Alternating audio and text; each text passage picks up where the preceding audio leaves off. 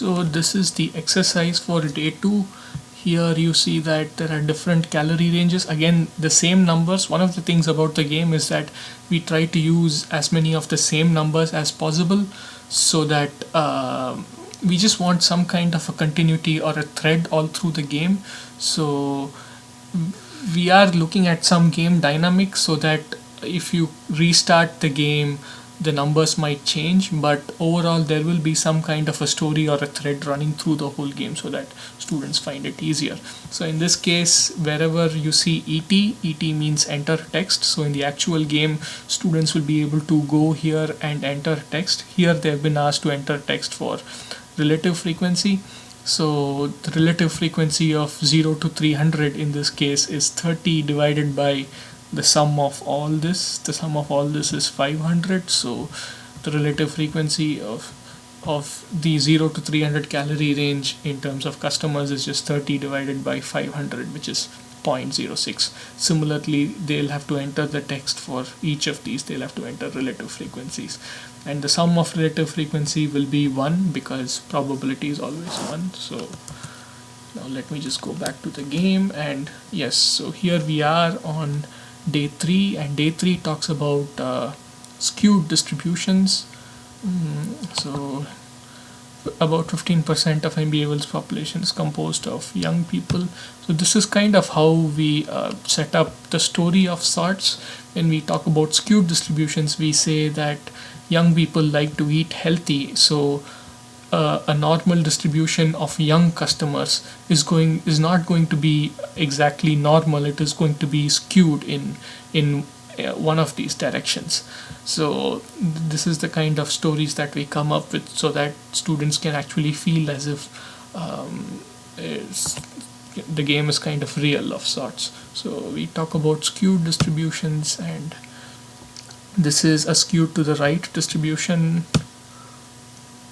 So, and the forecast says that there's a football game happening, so expect all of your customers, that is 10. So every day the store only gets 10 customers, so expect all of the customers to be in the 18 to 30 age group. So try it out. So the way to solve this is actually quite simple. So we need to refine these numbers a little more, and we are working on that. But basically the way to solve this is to take 0.066, multiply that by 10, and take the midpoint of this. So one of the assumptions that we have asked people to use is you use midpoints when solving continuous distributions. So the midpoint of this is 150. So 150 times this number times 10 plus 400 times this number times 10 plus similarly up to this. So the answer will be that I think the answer is somewhere close to 8,000 calories. So again, I just generally order, say I order 8,400 calories. So, and I press start. Now customers start coming in, and I press auto, and all of it gets distributed. And so we have actually over ordered here, looks like. Yeah, so we only needed 6,750 calories, and this was the calculation: 150 times 0.1 times 10 plus 400 times 0.2. So there were some rounding issues here. You would have seen some 0.066 numbers that was rounded to 0.1, and similarly. So we'll be refining the numbers a bit more, so that players don't have to sit and like approximate values. That gets a little bit confusing, but we'll be changing that. So I press got it, and let me just show you the. So yeah, so this is the exercise, and again you have calorie ranges and number of customers.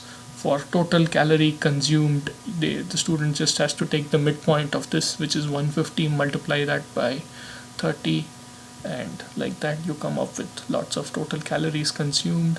And then the mean is just all of this total calorie consumed, the sum of all of this divided by number of customers. So before they calculate the mean, we first asked, so when we say DDM, it basically means that drag, drop and match.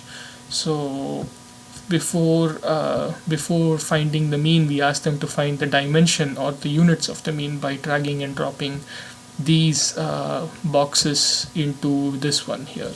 So here the unit of the mean is kcal per customer, because you're summing up all of these calories, total calories consumed, and dividing that by total number of customers.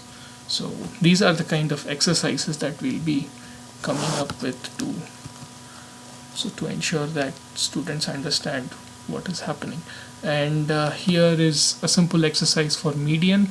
So with median, the thing that students have to understand is ordered sets. You'll have to arrange the numbers in ascending order before finding median.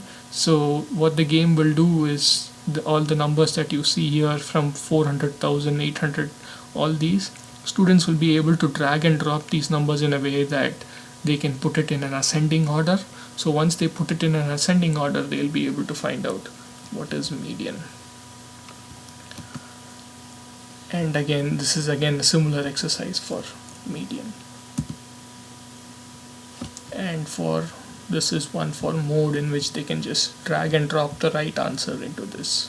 So here the mode is just 0 kcal, because that is the highest frequency of this whole data set. And so yes, this is another similar exercise for relative frequency, how you find relative frequency, the number of customers and the total calorie intake. Again, very similar to what was done earlier.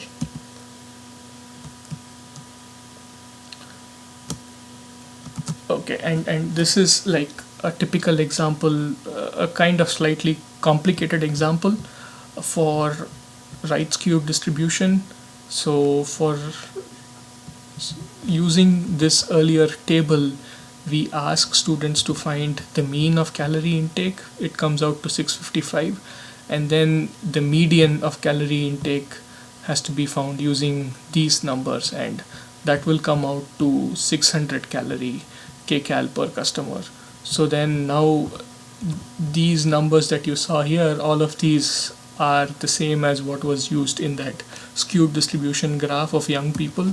So now they'll be able to understand that for a right skewed distribution, mean is greater than median. So in these blanks, they'll have to pull mean, put it here, take this greater than, put it here, and take the median and put it here.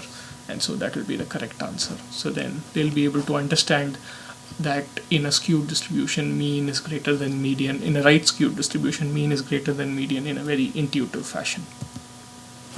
And for a left skewed distribution, median is greater than mean. Again, that can be done here. They'll be taking all of these boxes and putting them in the right places to get the right answer. For a normal distribution that has zero skewing, the correct answer is that mean is equal to median equals